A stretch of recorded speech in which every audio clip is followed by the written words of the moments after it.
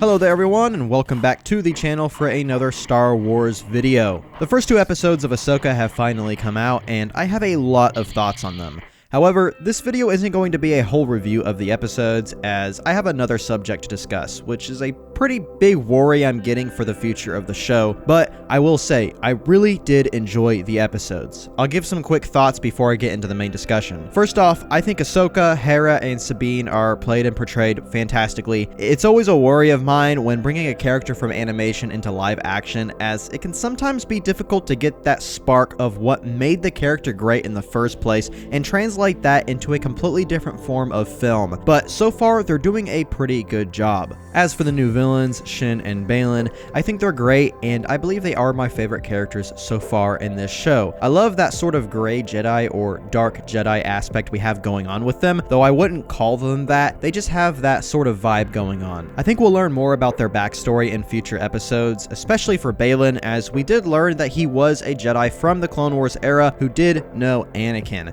and I absolutely loved that beginning scene with them, which seems to be heavily inspired by the Phantom Menace's first scene, but obviously much darker. In fact, there seems to be a lot of influence from the Phantom Menace, like when Shin sends out that spy droid to find Sabine, and the opening crawl was a nice addition too. As for the story, I am invested and intrigued, and I was sad when episode 2 ended because I was left wanting more. I can't wait for next Tuesday, and I bet we'll see that duel between Sabine and Shin that you see in the trailers in this upcoming episode. And speaking of the next episode, if you didn't see one of my recent news update videos, episode 3 is going to be only 34 minutes and 50 seconds long, and this is with credits. I know this is unfortunate, but as I said in that video, a shorter episode does not inherently mean it will be bad. We'll just have to wait and see, but I am excited. Okay, so now on to the main subject of this video. But before I get into it, guys, if I could just ask real quick if you could quickly give this video a like. It really does help out my channel a lot, and I really do appreciate all of your guys' support. After watching the first two episodes, a major worry that I've had is now present within the show. This all has to do with the general audience. Now, as much as I did enjoy these episodes, and as I am fond of Star Wars Rebels, this show heavily relies on the viewers to have seen almost the entirety of Rebels and to be invested in that show and the characters within. Ahsoka is pretty much Rebels Season 5. Is this a bad thing? No, not for us hardcore Star Wars fans who have seen pretty much everything. But what about those who have not seen the animated shows? How will they grasp not just the story of Ahsoka, but the relationships around her? From the beginning, we do get a bit of exposition on who Sabine, Ahsoka, and Hera are, but I feel there will be something majorly missing for those general audience members. This being the emotional connection you, as a viewer,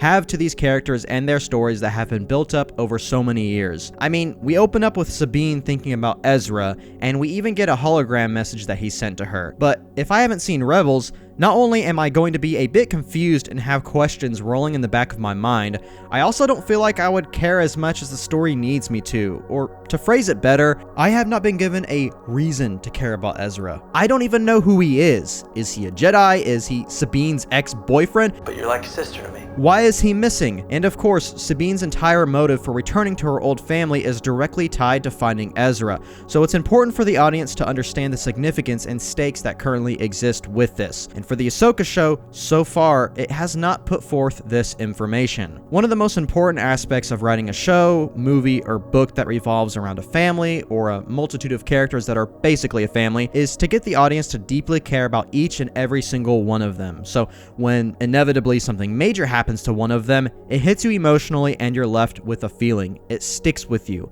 This is needed for a show like Ahsoka, where, at least for the first two episodes, it relies on the characters' past and the issues that persisted with one another, and uses this to move the story forward. What we have going on is a great show that I and a good amount of Star Wars fans seem to love, but its foundation was built up on a separate animated show. And I don't bring the word animated in as a way to knock it down, but it's important to realize that the number of viewers for the animated Star Wars shows compared to the number of people who watch only the live action content is drastically different. I'll just give a quick example, and while this is my own anecdotal situation, I think it's an important scenario. I was talking to one of my good friends at my gym who is a mega Star Wars fan, just like me, and we were discussing this exact situation. He let me know that his wife, who too is a Star Wars fan, but more of a casual one who hasn't seen the Clone Wars or Rebels, had a decent amount of confusion and had many questions to ask him so she can get a better understanding of what's going on. She does like the show so far, but wasn't nearly as invested as my friend was because she had not been given a reason to connect with all these characters,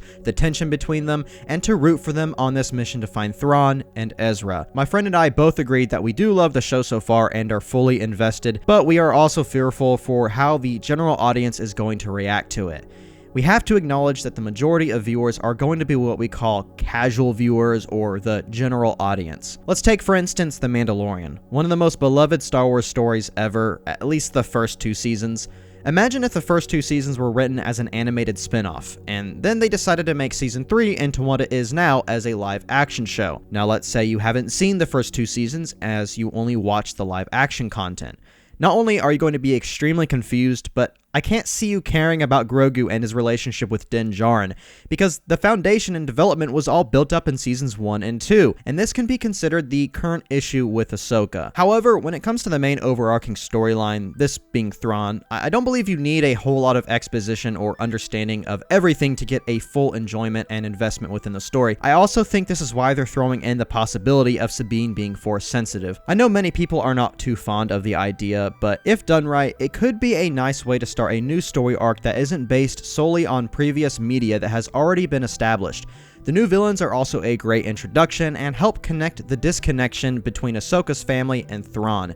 This is good for both the general audience and those who are completely invested with the story as is. In the end, guys, I really am enjoying this show, and I can tell Dave Filoni has put a lot of care into it. This coming Tuesday, despite the episode being rather short, still has me pretty excited. But I was kind of hoping that Ahsoka would start off with some sort of recap for who she is, why she's important, as well as give some important information to the characters around her like Sabine, Ezra, Hera, and others. Kenobi did a nice recap sort of like this in the first episode, and as much as I dislike that show, I did think that that part of it was done fairly well, and it kind of caught everyone back up who may not have seen the prequel trilogy in a long time. If they did this for Ahsoka, of course it wouldn't fix all of the issues that are currently existing, but it would certainly help a decent amount. But in the end, guys, these are just my personal thoughts. Let me know what you think in the comments down below. Do you think this is as much of a major issue as I am putting it out as, or do you think it's not too big of a deal and that the general audience will be perfectly fine and won't have too much catching up to do to really be invested in the story? Again, I'm very excited for this coming Tuesday. I cannot wait for it. I hope you all enjoyed this video. Please be sure again to leave a like on it, as it really does help out the channel a lot. And if you are new, why don't you go ahead and subscribe for more Star Wars news, theories, essays, and more, and I will hopefully see you all in the next one.